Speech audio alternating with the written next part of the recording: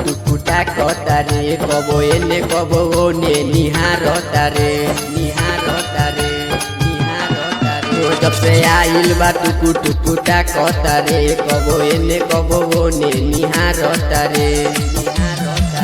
आज कवना जात के लइका हो कबनो एकरा के छुए दे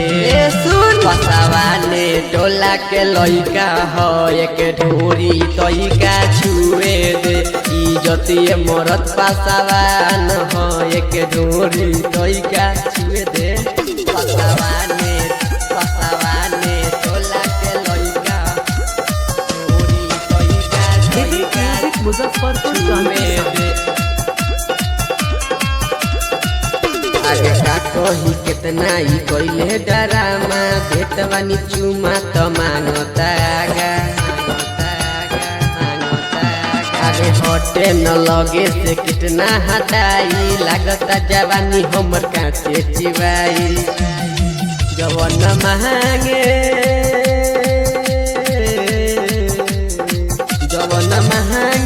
तवन दे दे ना तो खो दे लागी गे करो तो सबो सता के तोहे परेशान करी गे करो के न हम तनिको छुए दे अरे आवो पसावाने टोला के लइका हो एक ढोरी तइका छुए दे इज्जतिए मरत पसावान हो एक ढोरी तइका छुए दे पसावाने टोला के लइका ढोरी तइका मुजफ्फरपुर एक बेर देनी तो बेरी मांगे पहनले बाजूता स्टेज पूरा धांगी कजीतो से तनी न डेराला राइटर शिवम से लगावो तनाता पारले जी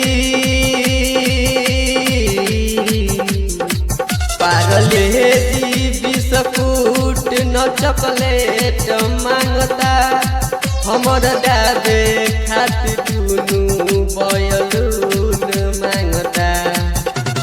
लइका बा खतरनाक एकरा के दे देना अरे लइके बड़ा हो पसावाने टोला के लइका हो एक ढोरी तइका छुए दे इज्जतिए मरत पसावान हो एक ढोरी तइका छुए दे।